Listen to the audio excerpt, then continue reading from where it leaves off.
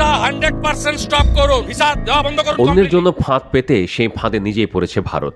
বন্ধুর প্রতি বাংলাদেশি নাগরিকদের জন্য সব ধরনের ভিসা সীমিত করে বেশ দাম্ভিকতা দেখিয়েছিল তারা। বাংলাদেশিদের হয়তো ভারতকে ছাড়া চলবে না বলে ধরে নিয়েছিল নরেন্দ্র মোদী সরকার, কিন্তু ভিসা বন্ধ করে বাংলাদেশকে সাহায্য করার কুটচাল ভারতের উপর বুমেরাং হয়ে আঘাত হেনেছে। আর সেই বুমেরাংয়ের আঘাতে অনেকটা পঙ্গু হতে বসেছে ভারতের সীমান্ত বাণিজ্য।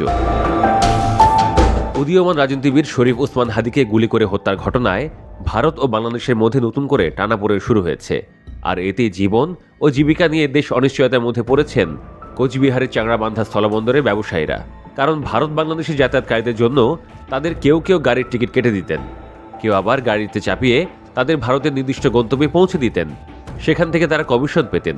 কেউ আবার টোটোয় চাপিয়ে বাস স্ট্যান্ডে এনে বাসে চাপিয়ে দিতেন, কেউ আবার হোটেলে পৌঁছে দিয়ে হোটেল মালিকদের কাছে বকশিশ পেতেন।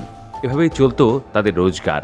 তবে ভারত সরকার ভিসা কমিয়ে দেওয়ায় চাংড়াবান্ধার সীমান্তে নেই বাংলাদেশিদের আনাগোনা। ফলে একসময়ের ব্যস্ততম বন্দর চাংড়াবান্ধা এখন ধুধু মরুভূমির মতো।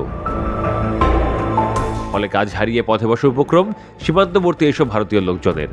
সম্প্রতি বিজনেস ভিসা দেওয়া শুরু করেছিল ভারত সরকার। ধীরে ধীরে ঘুরে দাঁড়াচ্ছিল স্থলবন্দরের ট্রাভেল ব্যবসা। ফলে আবারও সিঁদুরে মেঘ দেখছেন ভারতীয়রা। চাংড়াবান্ধার ট্রাভেল ব্যবসায়ী অভিজিৎ সাহা বলেন, যদি ভারত সরকার ভিসা বন্ধ করে দেয় তাহলে ব্যবসার ক্ষতি হবে।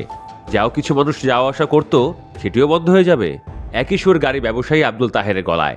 তিনি বলেন, যদি ভিসা দেওয়া বন্ধ করে দেওয়া হয় তাহলে ব্যবসা ফের লাটে উঠবে। কিভাবে সংসার চালাবো সেটাই এখন চিন্তার বিষয়। এভাবেই নরেন্দ্র মোদীর সরকার বাংলাদেশকে ফাঁদে ফেলতে গিয়ে নিজেদের ব্যবসায়ী ও জনগণের জন্য বড় বিপদ ডেকে আনছেন। এর আগে পেঁয়াজ বিক্রি না করতে পেরে হাহাকার করেছেন ভারতের ব্যবসায়ীরা। বাংলাদেশি পর্যটক নির্ভর কলকাতার বহু ব্যবসা প্রতিষ্ঠান বন্ধ। অনেক মেডিকেলেরও পথে দশার বসা। তথ্য বলছে, প্রতি বছর স্বাভাবিক সময়ে প্রায় 15 থেকে 20 লাখ বাংলাদেশি ভারতে ভ্রমণ করেন। তবে 2024 সালের আগস্টে রাজনৈতিক পট পরিবর্তনের পর ভারতীয় ভিসা সীমিত হওয়ায় পর্যটন ও চিকিৎসার জন্য এ যাতায়াত প্রায় 80 থেকে 90% কমে গেছে। বাংলাদেশিরা ভারতের পর্যটন খাতের দ্বিতীয় বৃহত্তম উৎস, যেখান থেকে ভারত প্রতি বছর প্রায় $3 বিলিয়ন আয় করে।